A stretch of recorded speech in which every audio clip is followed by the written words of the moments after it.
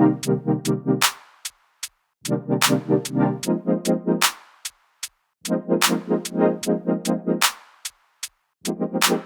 what's going on guys, Oscarmini here, and in today's video I want to be sharing with you my thoughts on the Samsung Galaxy A70 smartphone after 7 days of use as my daily driver. So without taking much of your time, yo guys, let's get started.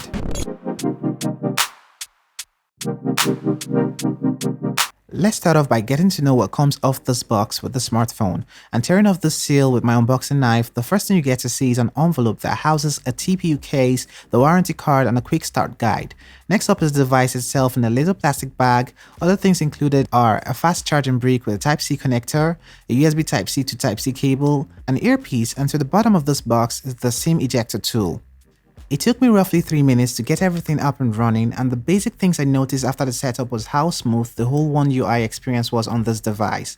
You also have an in-display fingerprint sensor, and in my opinion this is quite slow. I compared it side by side with the Tecno Phantom 9's fingerprint sensor and it came in at second place, couple milliseconds late in speed. When it comes to the looks of the A70, it gets its visual cues from the A50.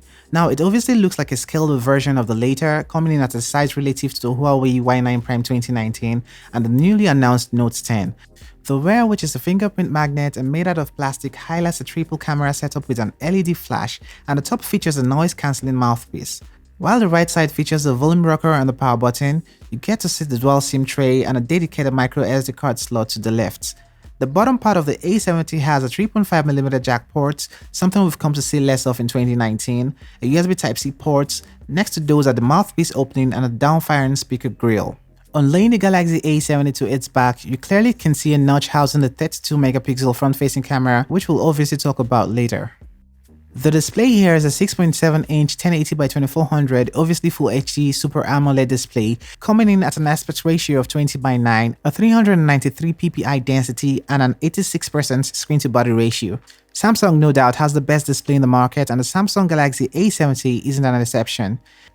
It is pretty much bright and definitely usable under the sun. Color representation is pretty on point, and you have the leisure of tweaking the looks of the display from within your display settings.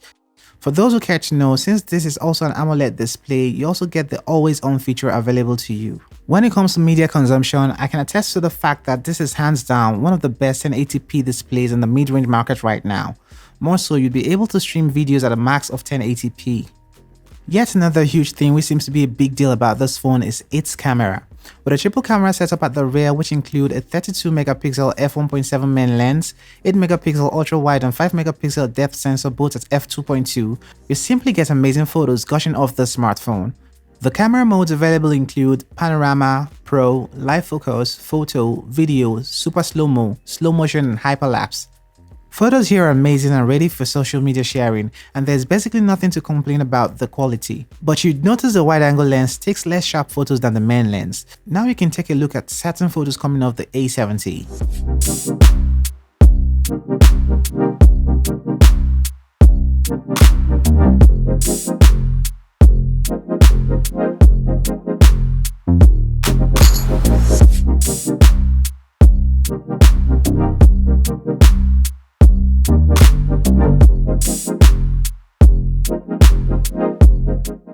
This camera also takes great looking videos up to 4K in resolution, but you wouldn't notice any form of stabilization going on here, and here are samples.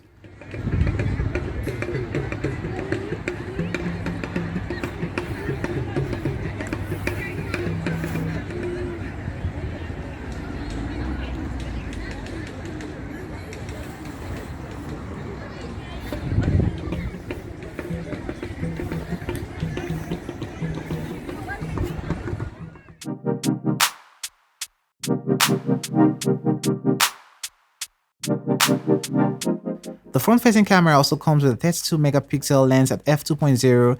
The pictures here are rich in details and look amazing without edits, as can be seen here. Here's a front-facing camera video test from this lens. Hey, what's going on guys, Oscarmini here, and this is a front-facing camera test for the Samsung Galaxy A70. I mean, this is one of the best mid-range smartphones if you ask me. That's my opinion, and that's actually my opinion, and I think I do love this camera, the color representation down here. So do let me know what you think about this camera. This one is quite heavy. I'm actually tanned right now. But let me know what you think about this camera in the comment section below. The Gcam app is compatible with this device, hence you can get night mode if installed. I'll also make a video with photos from the default camera app against Gcam, so make sure you're subscribed to get that. Before I tell you about the performance on this baby, here's a rundown on the hardware specs. The Samsung Galaxy A70 comes with a Qualcomm Snapdragon 675 CPU, an 11nm chipset which is also an octa-core SoC, 6GB of RAM as I have here, and an Adreno 6.2 GPU. Internal memory is 128GB, and I got an additional 128GB micro SD card from a sale on Amazon. You'd be able to expand the memory up to a terabyte using the micro SD card slot. One thing to note is the fact that I had 108.7GB of storage available out of the box, which meant that 19.3GB has already been occupied by the system apps and One UI running on top of Android 9 Pie. Now, when it comes to the performance on the A70, this device is basically what majority of the smartphone users out there need, as it would suit most needs. Running day-to-day apps was simply a breeze, surfing the web and using social media apps was definitely worth it. When it came to gaming, you can easily run titles such as PUBG and Asphalt 9 at about 35 frames per second and up to 60 frames per second for less tasking titles.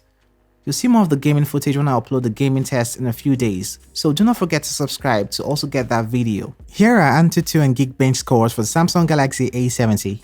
With a whopping 4500 mAh battery here, one might expect a lot, but it isn't exactly as you might think. With the AMOLED display here and a large screen, I'm able to have this device run me through a full day's use on a single charge, ending the day with a little over 10% charge, and that's ultimately amazing. Now, that's for me, as I'm pretty much a heavy smartphone user, and this might not be the case for you if you're a light user, as you might get more out of it. The smartphone comes with a fast charger which got the battery to 50% in 32 minutes, 90% in an hour 15 minutes, and fully charged in 1 hour 47 minutes from my tests.